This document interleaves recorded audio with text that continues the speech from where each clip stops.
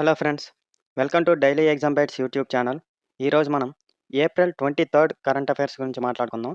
చాలా మంచి క్వశ్చన్స్ ఉన్నాయి. వీడియో లాస్ట్ వరకు చూడండి. ఫస్ట్ క్వశ్చన్: హైదరాబాదులో ఇటీవల మరణించిన ఆంధ్రప్రదేశ్ మాజీ ముఖ్యమంత్రి ఎవరు? Correct answer option B Nadendla Bhaskar Rao అండి. నాదెండ్ల భాస్కర్ రావు ఉమ్మడి ఆంధ్రప్రదేశ్ యొక్క 11వ ముఖ్యమంత్రిగా పనిచేశారండి. ఆయన పదవీకాలం కేవలం 31 రోజులండి. ఆగస్టు 16 నుండి సెప్టెంబర్ 16, 1984లో అతి తక్కువ కాలం పనిచేశారండి. 1983లో టీడీపీ మొదటి మంత్రివర్గంలో ఆర్థిక మంత్రిగా పనిచేశారండి ఈయన. సో మన క్వశ్చన్ ఏంటంటే, ఎక్కడండి? హైదరాబాద్లో ఇటీవల మరణించిన ఆంధ్రప్రదేశ్ మాజీ ముఖ్యమంత్రి ఎవరు? Correct answer option B Nadendla Bhaskar Rao అండి. ఈయన ఉమ్మడి ఆంధ్రప్రదేశ్కు ఎన్నవ ముఖ్యమంత్రిగా పనిచేశారంటే 11వ ముఖ్యమంత్రిగా పనిచేశారండి. ఆయన పదవీకాలం ఎన్ని రోజులండి? కేవలం 31 రోజులు మాత్రమే. 1984లో ఆగస్టు 16 నుండి సెప్టెంబర్ 16 వరకు పనిచేశారండి. అతి తక్కువ కాలం పనిచేసిన సీఎంగా ఉన్నారండి ఈయన. అయితే ఈయన 1983లో మొదటి మంత్రివర్గంలో టీడీపీలో ఆర్థిక మంత్రిగా పనిచేశారండి ఈయన. అయితే ఇప్పుడు 90 సంవత్సరాల వయసులో మరణించారండి, గుర్తుంచుకోవాలి. నెక్స్ట్ క్వశ్చన్: ఆంధ్రప్రదేశ్ హైకోర్టు ప్రధాన న్యాయమూర్తిగా ఎవరు నియమితులయ్యారు? కరెక్ట్ ఆన్సర్ చూసుకుంటే option B justice Lisa Gill అండి. జస్టిస్ లీసా గిల్ గారు ఏప్రిల్ 25, 2026 నుండి బాధ్యతలు స్వీకరిస్తారండి. ఆమె ప్రస్తుత చీఫ్ జస్టిస్ ఎవరండి? ధీరజ్ సింగ్ ఠాకూర్ గారిని భర్తీ చేస్తున్నారండి. ఆయన ఏప్రిల్ 24, 2026న పదవీ విరమణ అవుతున్నారండి. అయితే ఒకసారి ఈ నియామకం ఎలా జరుగుతుందని చూసుకుంటే, భారత రాష్ట్రపతి గారు నియామకం చేస్తారండి. భారత రాజ్యాంగంలోని ఏ ఆర్టికల్ అండి? ఆర్టికల్ 217 ప్రకారం నియమిస్తారండి హైకోర్టు ప్రధాన న్యాయమూర్తిని. ఓకేనా? చీఫ్ జస్టిస్ ఆఫ్ ఇండియా ఆధ్వర్యంలో కొలీజియం సిఫార్సుల ఆధారంగా ఇది జరుగుతుందండి. అయితే జస్టిస్ లీసా గిల్ గారు ఆంధ్రప్రదేశ్ హైకోర్టుకు తొలి మహిళా ప్రధాన న్యాయమూర్తిగా చరిత్ర సృష్టించారండి. సో అందుకే మనకి చాలా ఇంపార్టెంట్ ఇప్పుడు ఇది. క్వశ్చన్ ఏంటంటే, ఆంధ్రప్రదేశ్ హైకోర్టు ప్రధాన న్యాయమూర్తిగా ఎవరు నియమితులయ్యారు అంటే correct answer option B justice Lisa Gill అండి. ఎప్పుడు బాధ్యతలు స్వీకరిస్తారంటే ఏప్రిల్ 25, 2026 నుండి. ఎవరి ప్లేస్ని రీప్లేస్ చేశారు అంటే జస్టిస్ ధీరజ్ సింగ్ ఠాకూర్ అండి. ఆయన ఏప్రిల్ 24న పదవీ విరమణ అవుతున్నారండి. అయితే హైకోర్టు ప్రధాన న్యాయమూర్తి నియామకం గురించి ఒకసారి చూసుకుంటే, భారత రాష్ట్రపతి గారు నియామకం చేస్తారండి. అయితే భారత రాజ్యాంగంలోని ఆర్టికల్ 217 ప్రకారం నియమిస్తారండి. చీఫ్ జస్టిస్ ఆఫ్ ఇండియా ఆధ్వర్యంలో కొలీజియం సిఫార్సుల ఆధారంగా ఇది జరుగుతుందండి. ఓకేనా? అయితే ఇక్కడ ఇంకో విషయం చెప్పుకోవాల్సింది ఏంటంటే, జస్టిస్ లీసా గిల్ గారు ఆంధ్రప్రదేశ్ హైకోర్టుకు తొలి మహిళా ప్రధాన న్యాయమూర్తిగా చరిత్ర సృష్టించారండి. ఓకేనా? అన్ని కీ పాయింట్స్ గుర్తుంచుకోవాలి. క్వశ్చన్ ఏ విధంగా అయినా రావచ్చు. అందుకోసమే ఇవన్నీ మీకు చెప్తున్నాను. ఓకేనా? Next question: India Sri Lanka DIVEX 2026 విన్యాసాల కోసం కొలంబోకు చేరుకున్న భారత నౌక ఏది? Correct answer option A INS Nirikshak అండి. 2026 ఇండియా శ్రీలంక డైవింగ్ వ్యాయామం అండి. ఇది 4వ ఎడిషన్. కమాండర్ శైలేష్ కుమార్ త్యాగి నాయకత్వంలో ఉందండి ఇది. ఈ పర్యటనలో భారత నావికాదళం శ్రీలంక నేవీకి 50,000 రౌండ్లు, 9 mm మందుగుండు సామాగ్రి అందించిందండి. మన క్వశ్చన్ ఏంటంటే, ఏ దేశాలండి? ఇండియా శ్రీలంక డైవెక్స్ 2026 విన్యాసాల కోసం కొలంబోకు చేరుకున్న భారత నౌక ఏది అంటే correct answer option A INS Nirikshak అండి. ఇది ఇండియా శ్రీలంక డైవింగ్ వ్యాయామం యొక్క 8వ ఎడిషన్ అండి, 4వ ఎడిషన్ అండి. అయితే దీనికి కమాండర్ శైలేష్ కుమార్ త్యాగి నాయకత్వంలో ఉందండి. ఈ పర్యటనలో భారత నావికాదళం శ్రీలంక నేవీకి 50,000 రౌండ్ల 9 mm మందుగుండు సామాగ్రి అందించిందండి. ఓకేనా? నెక్స్ట్ క్వశ్చన్: జూన్ 2027లో వరల్డ్ పారా అథ్లెటిక్స్ ఛాంపియన్షిప్ 2027కి ఏ నగరం ఆతిథ్యం ఇవ్వనుంది అంటే correct answer option D Tashkent అండి. ఇది మొదటిసారి సెంట్రల్ ఏషియా ఈ ఛాంపియన్షిప్కు ఆతిథ్యం ఇస్తుందండి.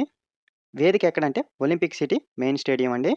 అయితే 2025వ ఎడిషన్, అప్పుడు 12th ఎడిషన్ అండి, న్యూఢిల్లీలో జరిగిందండి. ఇది కూడా గుర్తుంచుకోవాలి. ఓకేనా? అయితే 2025లో బ్రెజిల్ మెడల్ టేబుల్లో మొదటి స్థానంలో నిలిచిందండి. భారత్ అప్పుడు 10వ స్థానంలో నిలిచిందండి. ఓకేనా? సో గుర్తుంచుకోవాలి. క్వశ్చన్ ఏంటంటే, జూన్ 2027లో వరల్డ్ పారా అథ్లెటిక్స్ ఛాంపియన్షిప్ 2027కి ఏ నగరం ఆతిథ్యం ఇవ్వనుంది అంటే correct answer option D Tashkent అండి. ఇది మొదటిసారి సెంట్రల్ ఏషియా ఈ ఛాంపియన్‌షిప్‌కి ఆతిథ్యం ఇస్తుందండి. వేదిక ఏంటంటే ఒలింపిక్ సిటీ మెయిన్ స్టేడియం అండి. అయితే దీని ముందు ఎడిషన్ ఎప్పుడు జరిగిందండి? 2025లో జరిగింది. అది 12థ్ ఎడిషన్ అండి. ఎక్కడ జరిగిందంటే న్యూఢిల్లీలో జరిగిందండి. అప్పుడు 2025లో బ్రెజిల్ మెడల్ టేబుల్‌లో మొదటి స్థానంలో నిలిచిందండి. మన భారత్ 10వ స్థానంలో ఉందండి. ఓకేనా? Next question.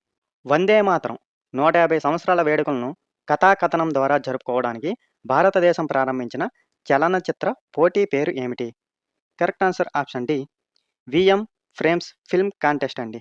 ఈ వేడుకలను నవంబర్ 2025లో ప్రారంభమై నవంబర్ 2026లో ముగుస్తాయండి.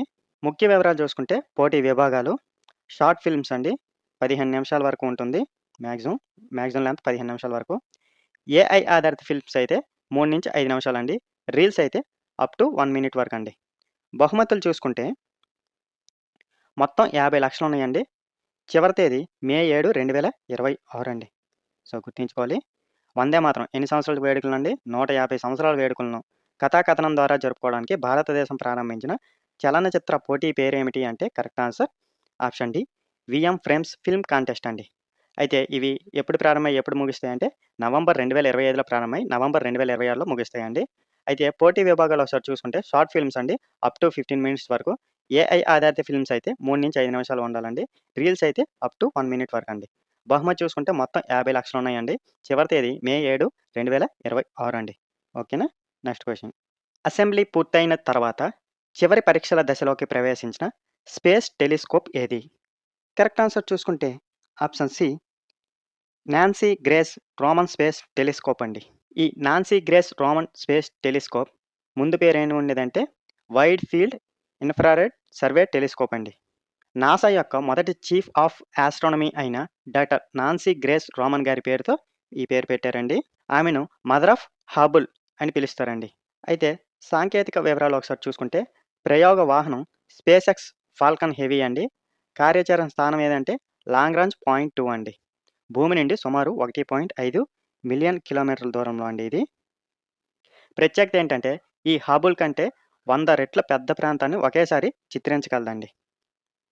సో మన క్వశ్చన్ ఏంటంటే అసెంబ్లీ పూర్తయిన తర్వాత చివరి పరీక్షల దశలోకి ప్రవేశించిన స్పేస్ టెలిస్కోప్ ఏది అంటే correct answer option C. Nancy Grace Roman space telescope అండి. అయితే దీన్నే ఇంతకుముందు ఎలా పిలిచేవారు అంటే wide field infrared survey telescope అండి. అయితే నాసా యొక్క మొదటి చీఫ్ ఆఫ్ ఆస్ట్రానమీ అయిన డాక్టర్ నాన్సీ గ్రామ్ రోషన్ గారి పేరుతో ఈ పేరు పెట్టారండి. ఆమెను మదర్ ఆఫ్ హబుల్ అని పిలుస్తారండి. అయితే సాంకేతిక వివరాలు చూసుకుంటే ప్రయోగ వాహనం ఏదండి స్పేస్ ఎక్స్ ఫాల్కన్ హెవీ అండి. ఎక్కడి నుంచి అంటే లాంగ్రాంజ్ పాయింట్ 2 భూమి నుండి సుమారు 1.5 మిలియన్ కిలోమీటర్ల దూరంలో ఉందండి. అయితే ప్రత్యేకత ఏంటంటే ఇది ఆ హాబుల్ కంటే 100 రెట్ల పెద్ద ప్రాంతాన్ని ఒకేసారి చిత్రించగలదండి. ఓకేనా? Next question. ఒడిశాలో సమగ్ర ఉక్కు ప్లాంట్ ఏర్పాటు కోసం $7.3 బిలియన్ పెట్టుబడికి పోస్కో గ్రూప్ ఏ భారతీయ సంస్థ భాగస్వామ్యం కుదుర్చుకుంది అంటే కరెక్ట్ ఆన్సర్ చూడండి ఆప్షన్ బి. జేఎస్డబ్ల్యూ స్టీల్ అండి. ఈ ఒప్పందం దక్షిణ కొరియాకు చెందిన పోస్కో గ్రూప్ మరియు జేఎస్డబ్ల్యూ స్టీల్ మధ్య జరిగిందండి. రెండు సంస్థలు 50% చొప్పున వాటాలు కలిగి ఉంటాయండి. ఒడిశాలో పెద్ద సమగ్ర ఉక్కు ప్లాంట్ ఏర్పాటు చేయనున్నారండి వీళ్ళు. ఓకేనా? సో మన క్వశ్చన్ ఏంటంటే ఒడిశాలో సమగ్ర ఉక్కు ప్లాంట్ ఏర్పాటు కోసం ఎంతండి $7.3 బిలియన్ పెట్టుబడికి ఏదండి పోస్కో గ్రూప్తో ఏ భారతీయ సంస్థ భాగస్వామ్యం కుదుర్చుకుంది అంటే correct answer option B. JSW అండి. ఈ ఒప్పందం దక్షిణ కొరియాకు చెందిన పోస్కో గ్రూప్ మరియు జేఎస్ స్టీల్ మధ్య జరిగిందండి. రెండు సంస్థలు 50% చొప్పున వాటాలు కలిగి ఉన్నాయండి. ఓకేనా? Next question. చెస్లో భారతదేశపు 95వ గ్రాండ్ మాస్టర్గా ఎవరు నిలిచారు అంటే correct answer option B. Aronyak Ghosh అండి. ఈ ఆరోన్యక్ ఘోష్ వెస్ట్ బెంగాల్లోని కోల్కతాకు చెందినవారండి. అయితే 2026 బ్యాంకాక్ చెస్ క్లబ్ ఓపెన్లో గ్రాండ్ మాస్టర్ కావాల్సిన నార్మ్ సాధించారండి. వెస్ట్ బెంగాల్ నుండి 12వ గ్రాండ్ మాస్టర్గా నిలిచారండి. సో అది కూడా గుర్తుంచుకోవాలి. 94వ గ్రాండ్ మాస్టర్ మయాంక్ చక్రబోర్తి అండి అస్సాం నుండి అండి. సో ఇది కూడా గుర్తుంచుకోవాలి. మన క్వశ్చన్ ఏంటంటే ఇప్పుడు చెస్లో భారతదేశపు ఎన్నవండి 95వ గ్రాండ్ మాస్టర్గా ఎవరు నిలిచారు అంటే correct answer option B. Aranyak Ghosh అండి. అయితే ఈయన వెస్ట్ బెంగాల్లోని కోల్కతాకు చెందినవారండి. 2026 బ్యాంకాక్ చెస్ క్లబ్ ఓపెన్లో జీఎంకు కావాల్సిన నార్మ్ను సాధించారు. అయితే వెస్ట్ బెంగాల్ నుండి 12వ గ్రాండ్ మాస్టర్గా నిలిచారండి. మరి 94వ గ్రాండ్ మాస్టర్ ఎవరంటే మయాంక్ చక్రబోర్తి అండి. అస్సాం నుండి అండి అతను. ఓకేనా?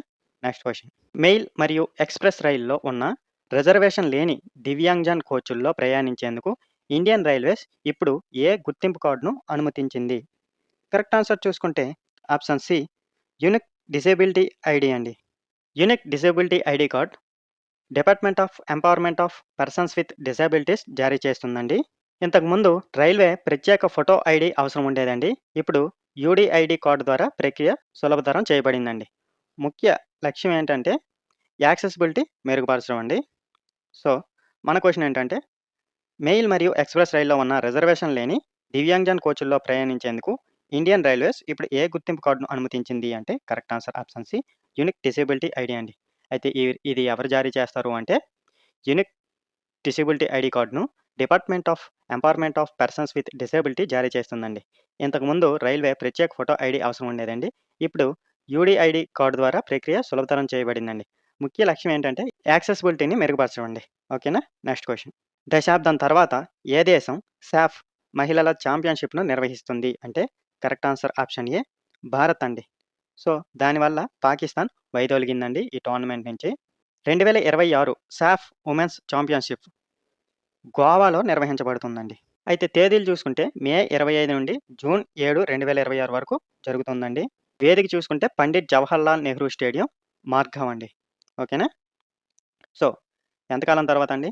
దశాబ్దం తర్వాత మన భారతదేశం సాఫ్ మహిళల ఛాంపియన్‌షిప్‌ను నిర్వహిస్తుందండి. సో, మనం నిర్వహిస్తున్న కారణంగా పాకిస్తాన్ ఈ టోర్నమెంట్ నుండి పూర్తిగా వైదొలిగిందండి.